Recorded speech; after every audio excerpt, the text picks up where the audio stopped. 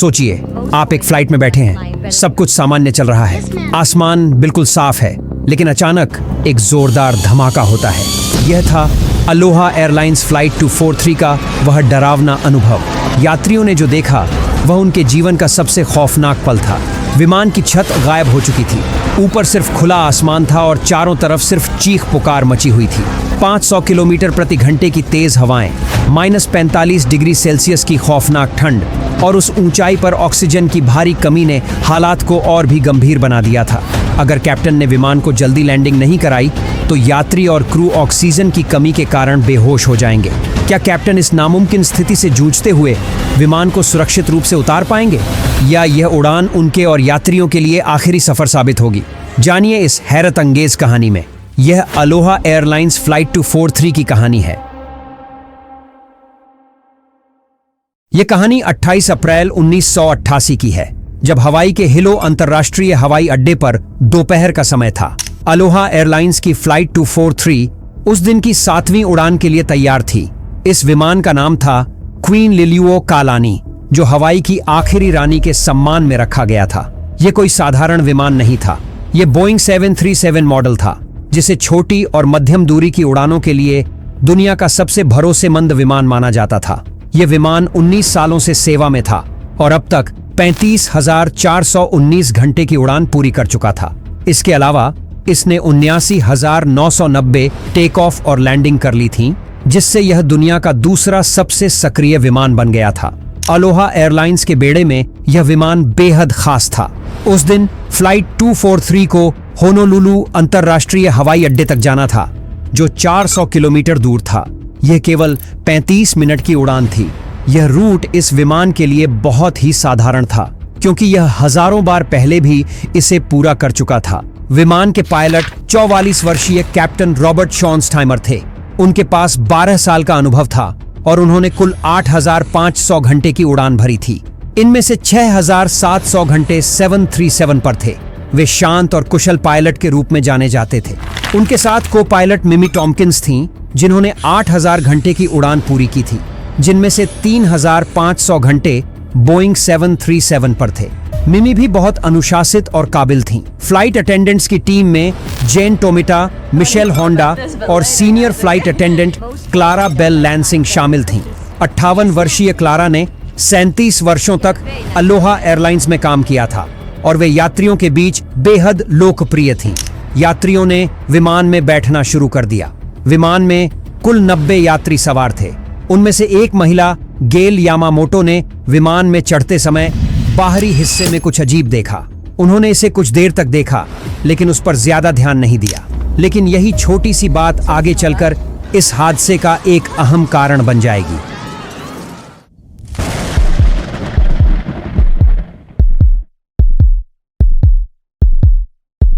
दोपहर 1:25 पर फ्लाइट 243 ने टेक ऑफ की अनुमति प्राप्त की। यह एक सामान्य और रूटीन उड़ान लग रही थी।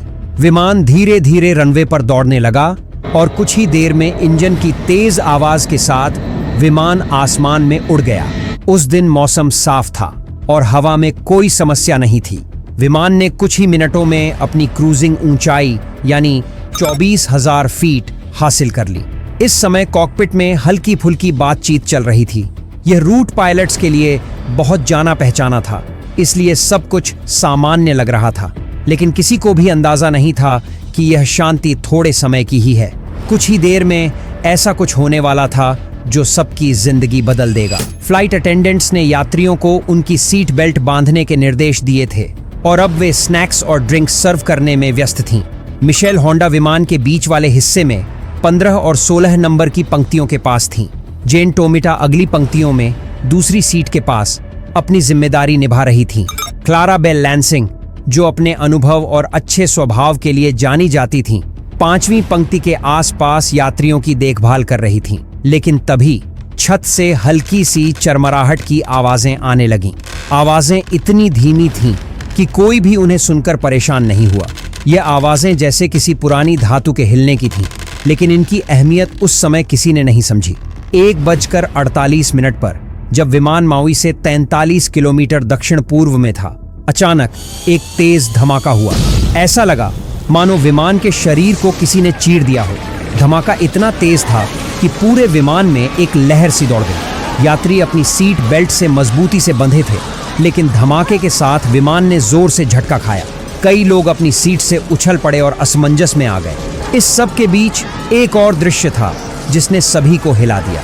Flight attendant Clara Bell Lansing, जो अपनी पेशेवरता और मुस्कान के लिए जानी जाती थीं, अचानक उस खतरनाक झटके के साथ छत के छेद से बाहर उड़ गई। यह क्षण चुपचाप और बुरी तरह से हुआ, जैसे समय ठहर सा गया हो। यात्रियों की आंखों में घबराहट और डर था, और पायलट भी एक पल के लिए संकुचित हो गए थे। यह सब अचानक हुआ था। कोई नहीं समझ पा रहा था कि ऐसा कैसे हुआ। इस धमाके ने विमान की छत को फाड़ दिया था। एक छोटी सी दरार ने पल भर में 18 फीट लंबे छेद का रूप ले लिया, जो छत से खिड़कियों तक फैल गया। धातु के टुकड़े टूटकर तेजी से विमान के पंखों और इंजन से टकरा रहे थे। तेज चिंगारियां और डरावनी आवाजें विमान के अंदर गूंज रही थीं। वह उड़ान जो कुछ मिनट पहले तक सामान्य थी, अब बेकाबू हो चुकी थी। सीटों पर रखा सामान और यात्रियों की निजी चीजें तेज हवा में उछलकर इधर-उधर उड़ने लगीं। लोग घबराकर चिल्लाने लगे, लेकिन उनकी आवाजें तेज हवा में दबकर रह गईं। ठंडी और पतली हवा, जो अब विमान के अंदर भर चुकी थी, यात्रियों के शरीर पर पड़ रही थी। ऐसा लग रहा था जैसे कोई उन्हें पीछे की तरफ खींच रहा हो। इस ऊंचाई पर हवा में ऑक्सीजन की कमी थी। स्थिति और खराब हो गई जब विमान का ऑक्सीजन सप्लाई सिस्टम काम करना बंद कर गया। छत के टूटने से ऑक्सीजन मास्क भी यात्रियों तक नहीं पहुंच सके। लोगों को सांस लेने में कठिनाई होने लगी। जो यात्री छत के खुले हिस्से के पास बैठे थे, वे सबसे ज्यादा खतरे में थे। विमान के अंदर तेजी से उड़ते धातु के टुकड़ों ने कई यात्रियों को घायल कर दिया। कुछ को सीट के पास टूटे तारों से करंट का झटका लगा। कई लोगों के चेहरे और शरीर पर कटने और झुलसने के निशान थे। ठंड इतनी ज्यादा थी कि यात्रियों की त्वचा पर बर्फ जैसी ठंडक और सांसें थमने जैसी लग रही थी। हर कोई अपनी जिंदगी के लिए लड़ रहा था। तेज हवा, टूटते विमान और लगातार गूंजती आवाजों ने स्थिति को और खौफनाक बना दिया था। किसी को नहीं पता था कि यह सफर किस ओर ले जा रहा है। धमाके के बाद कॉकपिट में चीजें बेहद तेजी से बदल गईं। फर्स्ट ऑफिसर मिमी टॉम्किंस को इतना तेज झटका लगा कि वह अपनी सीट पर ठीक से टिक भी नहीं सकी। चोट लगने के बावजूद उन्होंने स्थिति को समझने की कोशिश की। चारों तरफ मलबा और इंसुलेशन का सामान कॉकपिट में तैर रहा था। यह सब अचानक हुए दबाव में बदलाव की वजह से हो रहा था। कैप्टन रॉबर्ट शॉनस्टाइमर ने जब अपनी सीट से बाईं ओर देखा तो वह पूरी तरह हैरान रह गए। कॉकपिट का दरवाजा गायब था और उसके पीछे सिर्फ खुला हुआ आसमान दिखाई दे रहा था। फर्स्ट क्लास केबिन की छत पूरी तरह टूट चुकी थी। यह एक ऐसा दृश्य था जिसे देखकर किसी का भी दिल दहल सकता था, लेकिन कैप्टन ने अपनी सूझबूझ और अनुभव का परिचय देते हुए स्थिति को संभालने का निर्णय लिया। विमान उस समय करीब 24,000 फीट की ऊंचाई पर उड़ रहा था। इतनी ऊंचाई पर हवा का दबाव बहुत कम होता है, जिससे सांस लेना मुश्किल हो जाता है। कैप्टन रॉबर्ट जानते थे कि अगर विमान को तुरंत नीचे नहीं लाया गया तो यात्रियों और क्रू के लिए यह घातक साबित हो सकता है। उन्होंने तुरंत फैसला लिया कि विमान को 10,000 फीट से नीचे लाना होगा, जहां हवा का दबाव सामान्य होता है और लोग बिना ऑक्सीजन मास्क के भी सांस ले सकते हैं। कॉकपिट का ऑक्सीजन सिस्टम अभी काम कर रहा था, इसलिए कैप्टन और बाकी क्रू ने तुरंत अपने मास्क पहन लिए। लेकिन केबिन में स्थिति बदतर थी। छत के टूटने की वजह से केबिन का ऑक्सीजन सप्लाई सिस्टम पूरी तरह से खराब हो गया था। यात्रियों तक ऑक्सीजन मास्क नहीं पहुंच सका, जिसकी वजह से कई यात्रियों को सांस लेने में दिक्कत होने लगी। कैप्टन ने इमरजेंसी डिसेंट की प्रक्रिया शुरू की। उन्होंने विमान की गति बढ़ाकर करीब 280 से 290 नॉट्स कर दी। यह 737 की अधिकतम गति नहीं थी, लेकिन इतनी तेज थी कि विमान को जल्द से जल्द निचली ऊंचाई तक लाया जा सके। जैसे ही विमान नीचे की ओर बढ़ा, वह अस्थिर हो गया। तेज हवाओं और दबाव के अंतर की वजह से विमान दाएं बाएं झूलने लगा, जो यह संकेत दे रहा था कि धमाके ने विमान की संरचना को गंभीर नुकसान पहुंचाया है। इस बीच फर्स्ट ऑफिसर मिमी ने ट्रांसपॉन्डर पर 7700 आपातकालीन कोड डालने की कोशिश की, जो एयर ट्रैफिक कंट्रोल को यह बताता है कि विमान खतरे में है। लेकिन संचार प्रणाली के खराब होने के कारण कोड सिस्टम में दर्ज नहीं हो पाया। इसके बाद मिमी ने मेडे कॉल करने की कोशिश की ताकि एयर ट्रैफिक कंट्रोल को स्थिति के बारे में जानकारी दी जा सके, लेकिन टूटी हुई छत और तेज हवाओं की गड़गड़ाहट ने उनकी आवाज को दबा दिया। कॉकपिट के अंदर हालात मुश्किल होते जा रहे थे। तेज हवा का शोर इतना था कि क्रू के लिए आपस में बात करना भी नामुमकिन हो गया था। वहीं केबिन में यात्री अपनी सीट बेल्ट पकड़े किसी तरह खुद को संभाल रहे थे। फ्लाइट अटेंडेंट जेन टोमिटा को सिर में चोट लगी थी, लेकिन उन्होंने यात्रियों को शांत करने की कोशिश की। मिशेल होंडा, जो 16 नंबर की पंक्ति के पास मौजूद थीं, गिरने के बाद तुरंत खड़ी हुईं और यात्रियों को लाइफ जैकेट पहनने का निर्देश देने लगी। उन्हें हर तरफ से खतरे ने घेर रखा था। कोई समझ नहीं पा रहा था कि आगे क्या होगा। कैप्टन ने तय किया कि किसी भी हालत में विमान को सुरक्षित जमीन पर उतारना होगा। उन्होंने अपने अनुभव का पूरा इस्तेमाल किया और विमान को नियंत्रित करने की कोशिश जारी रखी। स्थिति कितनी भी खराब क्यों ना हो, उन्होंने हिम्मत नहीं हारी। लेकिन यह सब इतना आसान नहीं था। विमान के झूलने और तेज हवाओं के शोर के बीच कैप्टन रॉबर्ट और उनकी टीम ने हर पल चुनौती का सामना किया। यह सिर्फ उनकी काबिलियत और साहस की परीक्षा नहीं थी, बल्कि यात्रियों की जिंदगी बचाने की भी जिम्मेदारी थी। कॉकपिट और केबिन के अंदर का यह डरावना मंजर अभी और मुश्किलें लेकर आने वाला था। स्थिति बहुत गंभीर हो चुकी थी। क्रू के पास अब केवल एक ही विकल्प बचा था, विमान को मोड़कर माउई द्वीप के काहुलुई हवाई अड्डे की ओर ले जाना। यह नजदीकी एयरपोर्ट था और यात्रियों और क्रू को बचाने का यही एकमात्र रास्ता लग रहा था। लेकिन विमान को भारी संरचनात्मक क्षति हो चुकी थी। हर किसी के मन में एक ही सवाल था, क्या इसे सुरक्षित उतारा जा सकता है? इस सवाल ने सभी के दिलों में डर का माहौल पैदा कर दिया। एयर ट्रैफिक कंट्रोल के अधिकारी यह देख रहे थे कि विमान माउई की तरफ असामान्य तरीके से तेजी से नीचे आ रहा है। उन्हें यह देखकर चिंता हुई। उन्होंने तुरंत विमान से संपर्क करने की कोशिश की ताकि स्थिति को समझ सकें, लेकिन वहां से कोई जवाब नहीं मिला। यह चुप्पी पूरे कंट्रोल रूम में तनाव बढ़ा रही थी। समय निकलता जा रहा था। एटीसी ने स्थिति की गंभीरता को समझते हुए तुरंत काहुलुई एयरपोर्ट के कंट्रोल टॉवर को अलर्ट कर दिया। उन्होंने अपने सहयोगियों को बताया कि विमान खतरे में है और सभी को सतर्क रहने की जरूरत है। अब समय के खिलाफ एक रेस शुरू हो चुकी थी। सवाल यह था कि क्या वे क्रू से समय पर संपर्क कर पाएंगे और उनकी मदद कर सकेंगे? धमाके के केवल 3 मिनट बाद विमान 14,000 फीट की ऊंचाई तक नीचे आ चुका था। धीरे धीरे यह 10,000 फीट के करीब स्थिर हो रहा था। इस ऊंचाई पर पहुंचने के बाद कैप्टन रॉबर्ट ने विमान की गति घटाकर 210 नॉट्स कर दी। इससे टूटे हिस्से से आ रही तेज आवाजें थोड़ी कम हुई और विमान में थोड़ी शांति छा गई। इस शांति के कुछ पलों ने पायलट्स को राहत दी। उन्होंने अपने ऑक्सीजन मास्क उतारकर आपस में बातचीत शुरू की। पायलट्स ने अपने दिमाग को स्थिर किया और स्थिति पर दोबारा ध्यान केंद्रित किया। इसी दौरान उन्होंने एयर ट्रैफिक कंट्रोल से संपर्क कर लिया और मौजूदा हालात की जानकारी दी। फर्स्ट ऑफिसर मिमी टॉम्किंस ने एटीसी को बताया कि विमान ने रैपिड डिकम्प्रेशन झेला है। उन्होंने तुरंत मदद मांगी। हालांकि एटीसी को उस समय स्थिति की गंभीरता का पूरा अंदाजा नहीं था। उन्होंने केवल फायर ब्रिगेड को तैयार रहने को कहा, लेकिन एम्बुलेंस नहीं बुलाई। विमान के टूटे हिस्से से आ रही तेज आवाजों के कारण बातचीत साफ साफ नहीं हो पा रही थी। इसके बावजूद विमान माउई की ओर बढ़ रहा था। एटीसी ने विमान के रडार पर इमरजेंसी कोड 7700 देखा। अब उन्हें समझ आया कि स्थिति बहुत गंभीर है।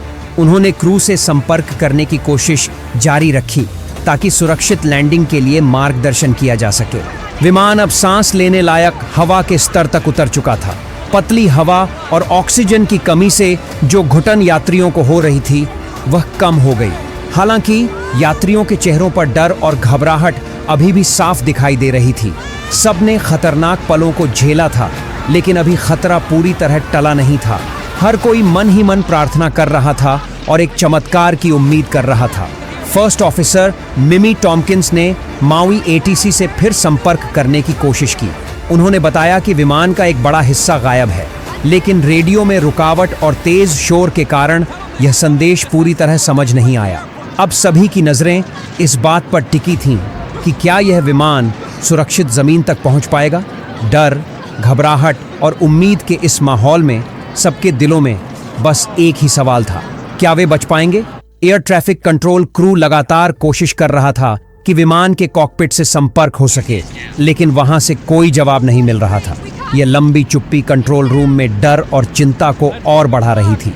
हर कोई सोच रहा था कि आखिर विमान में क्या हो रहा होगा। तभी रेडियो पर हल्की सी आवाज सुनाई दी। ये आवाज कंट्रोल रूम के लिए उम्मीद की एक किरण बन गई।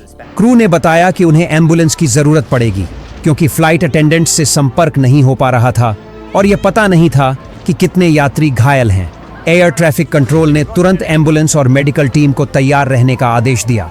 जैसे जैसे विमान रनवे के करीब पहुंच रहा था, पायलट्स ने लैंडिंग की तैयारी शुरू कर दी, लेकिन विमान की संरचना को हुए गंभीर नुकसान के कारण यह अंदाजा लगाना मुश्किल था कि लैंडिंग के दौरान विमान कैसे प्रतिक्रिया करेगा। कैप्टन रॉबर्ट ने फ्लैप्स को धीरे धीरे लेवल 1 से बढ़ाकर लेवल 5 तक सेट करने का निर्देश दिया।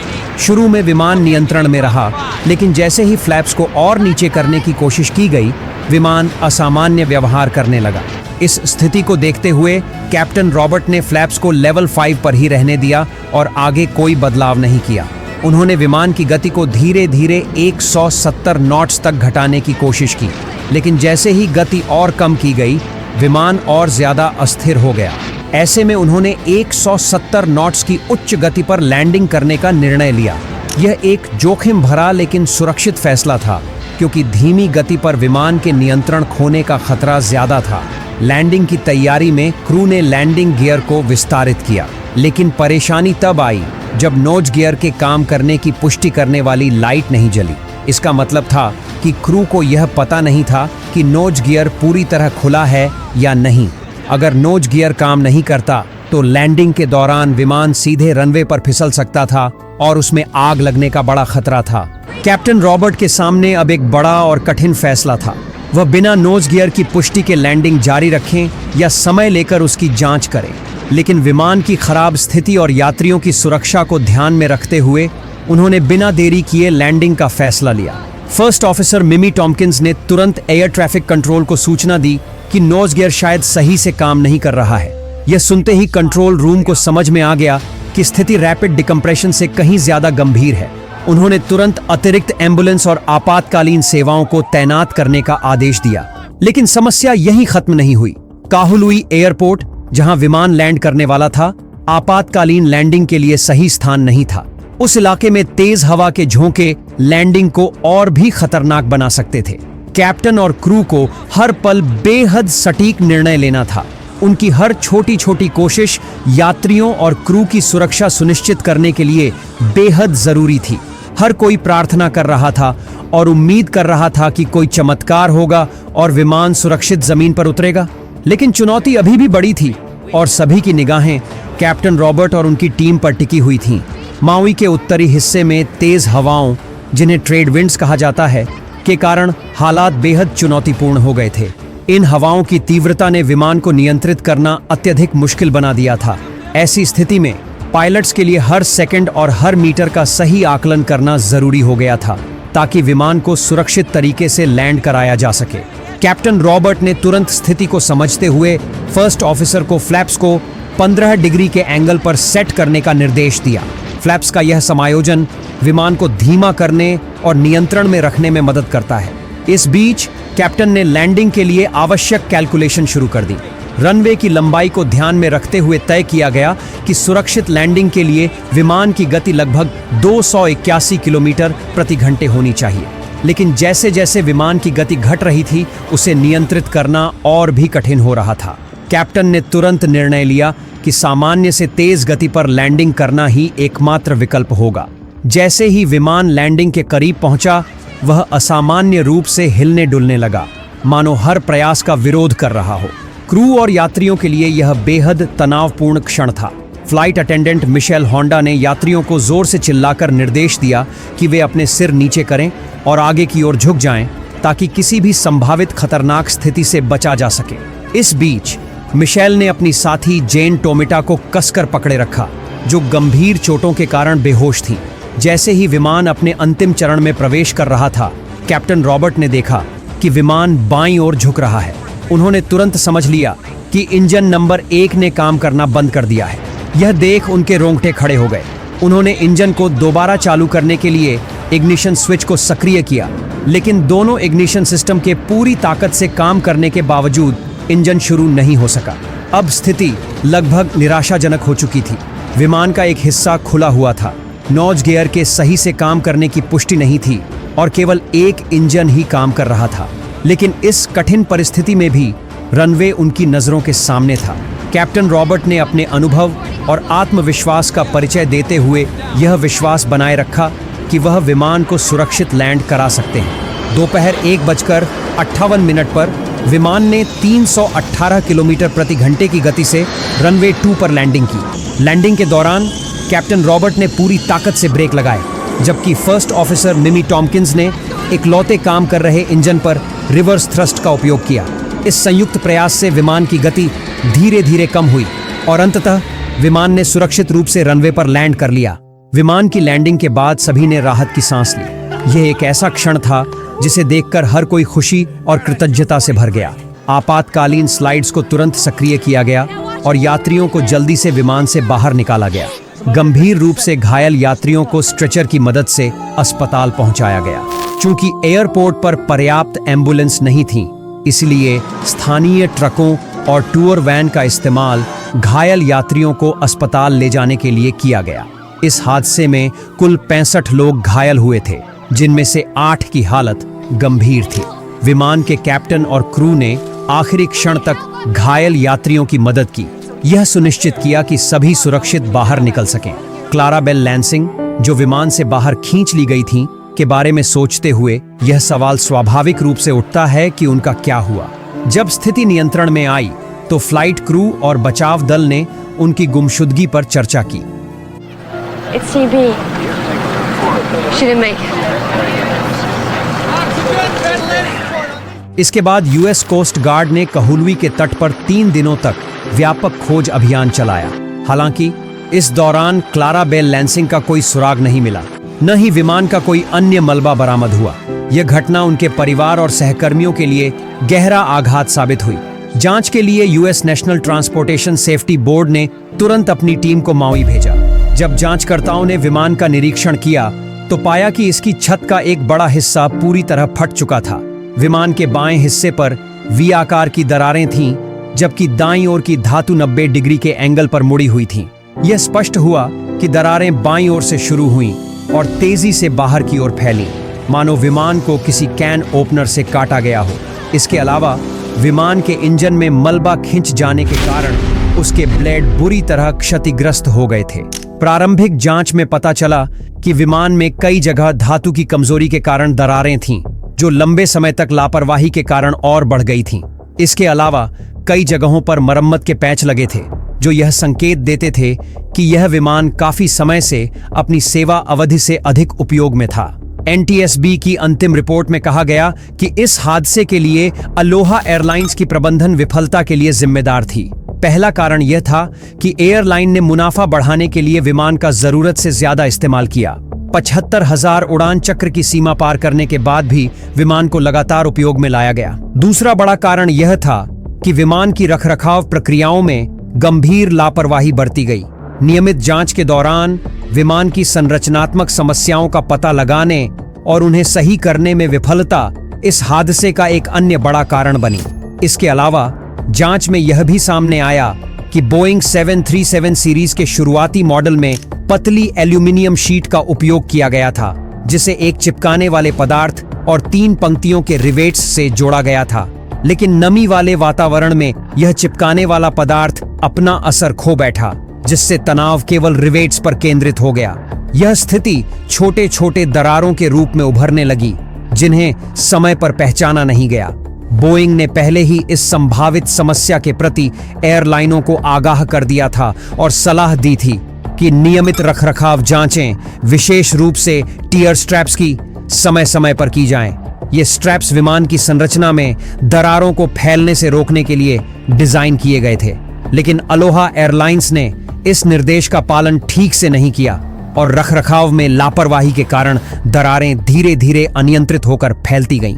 यह चूक अंततः अलोहा फ्लाइट 243 के इस खतरनाक हादसे का मुख्य कारण बनी। यह घटना विमानन उद्योग के लिए एक बड़ी सबक थी।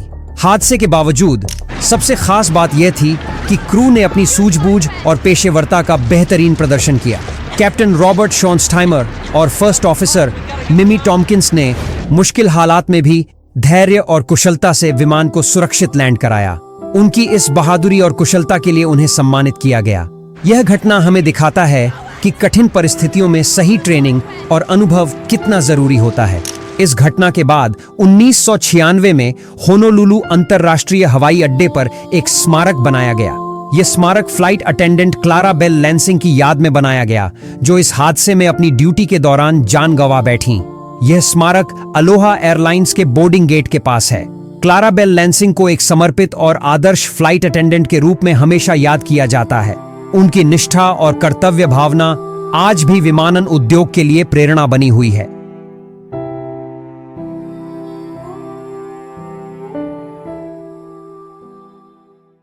पिछले वीडियो पर आपके शानदार समर्थन के लिए धन्यवाद। उम्मीद है कि आपको यह वीडियो पसंद आया होगा। अगर हां, तो यहां एक और वीडियो है कि दुनिया का सबसे बड़ा हादसा कैसे हुआ, कैसे एक छोटी सी गलती ने इतिहास की सबसे भयानक त्रासदी को जन्म दिया। टेनेरिफ एयरपोर्ट डिजास्टर के इस हादसे को जानने के लिए यहां क्लिक करें और मैं आपको 1 सेकंड बाद वहीं मिलूंगा।